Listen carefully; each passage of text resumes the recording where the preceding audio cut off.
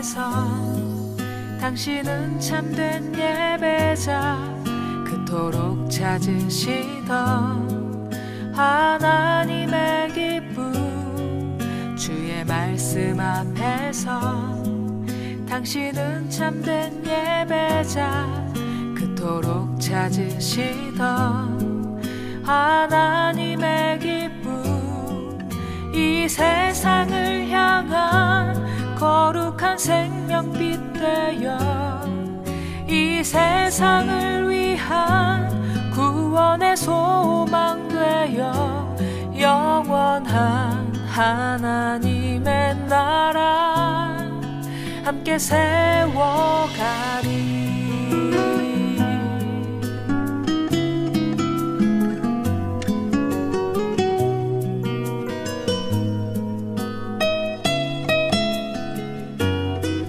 주의 부르심 따라 당신의 삶을 드릴 때 세상은 당신 안에서 주의 영광 보리라.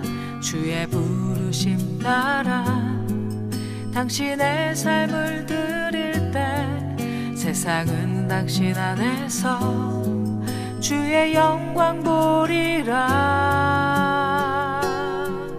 이 세상을 이길 주님의 군사 되어 이 세상을 섬길 주님의 손과 발 되어 영원한 하나님의 나라 함께 세워가리.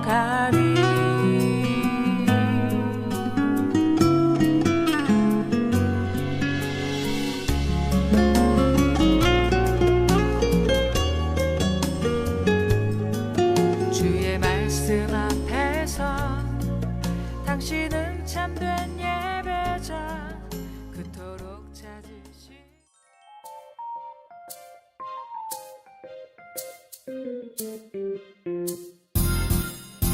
나는 전능하신 아버지 하나님 전지의 창조 주를 믿습니다. 나는 그의 유일하신 아들 우리 주 예수 그리스도를 믿습니다. 그는 성령으로 잉태되어 동정녀 마리아에게서 나시고 본디오 빌라토에게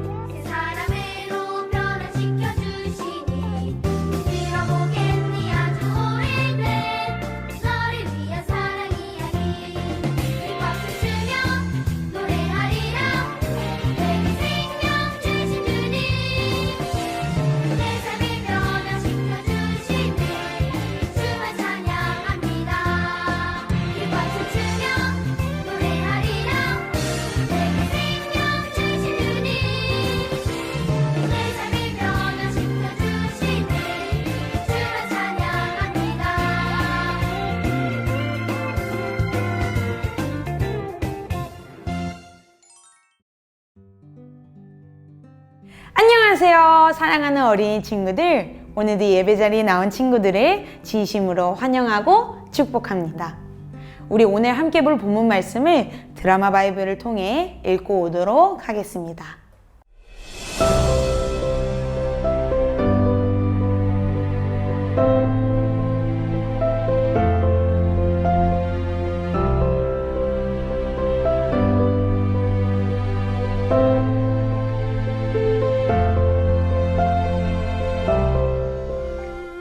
눈은 몸의 등불이니 그러므로 내 눈이 성하면 온 몸이 밝을 것이요 눈이 나쁘면 온 몸이 어두울 것이니 그러므로 내게 있는 빛이 어두우면 그 어둠이 얼마나 더하겠느냐.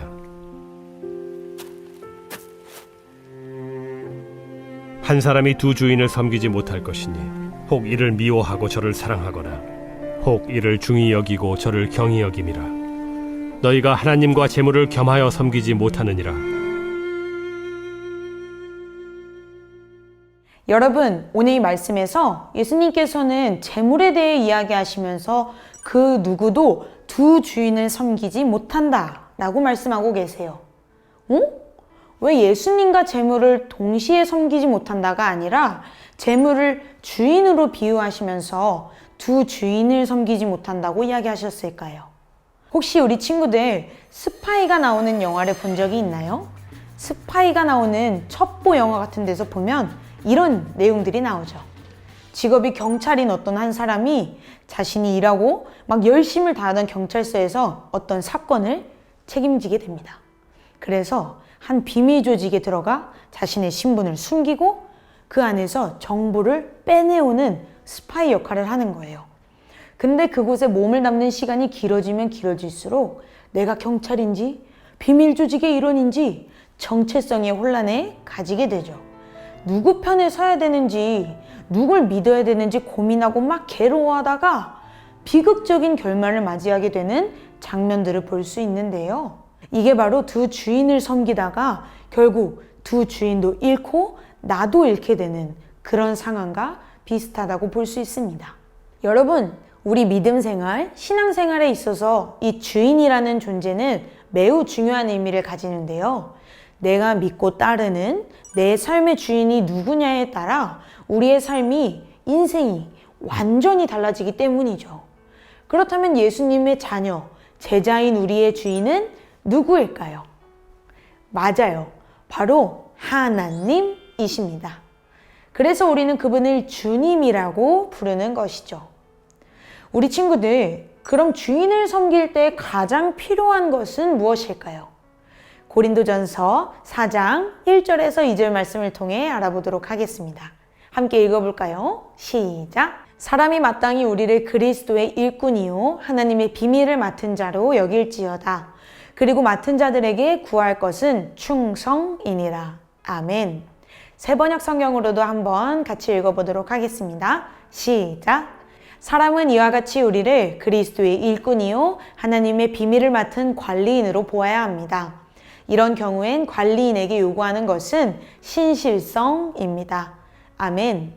주인의 일을 맡은 자들, 일꾼들에게 요청하는 것, 구하는 것은 오직 충성이라고, 세번역에서는 신실성이라고 말씀하고 계세요. 충성이라는 단어는 군인들이 하는 경례에 충성! 이런 식으로 많이 들어서 어떤 의미인지 잘 느껴질 텐데요. 신실성은 조금 낯선 단어 중에 하나죠. 신실성을 사전에서 찾아보니 이런 뜻을 가지고 있습니다. 믿음직스럽고 착실한 성질. 여러분, 이 신실성은요, 신실한 마음은요, 오직 한 주인을 향할 때 마음속에 생겨나는 것인데요. 늘 한 주인만을 섬기는 충성된 일꾼이 가지게 되는 마음입니다. 오늘 말씀에서 예수님께서는 우리에게 그 충성을, 그 신실성을 재물에 가지면 안 된다고 말씀하고 계세요. 본문 말씀 6장 24절입니다. 함께 읽겠습니다. 시작! 한 사람이 두 주인을 섬기지 못할 것이니 혹 이를 미워하고 저를 사랑하거나 혹 이를 중히 여기고 저를 경히 여김이라. 너희가 하나님과 재물을 겸하여 섬기지 못하느니라. 아멘. 여러분, 예수님께서는 인간인 우리가 돈을, 재물을 섬긴다라고 표현하고 계세요. 사실 돈은요, 그저 물질에 불과한 것인데 예수님께서는 마치 돈이 살아있는 것처럼 인격이 있는 것처럼 말씀하고 계세요. 그렇다면 그 당시에는 돈이 그런 모습이었던 걸까요? 아니죠. 돈이 실제로 살아있는 존재여서가 아니라 그 돈에 비춰지는 인간의 욕망 때문인데요. 돈을 향한 우리의 마음, 욕망, 감정들이 계속해서 변하고 다르게 비춰지기 때문입니다. 돈을 통해 우리가 수많은 것을 경험하며 살아갈 수 있는 것은 사실입니다. 돈, 재물을 통해 맛있는 것도 먹고 좋은 곳에도 갈 수 있고 우리가 이 세상을 살아가는 데 있어서 수많은 도움을 주죠.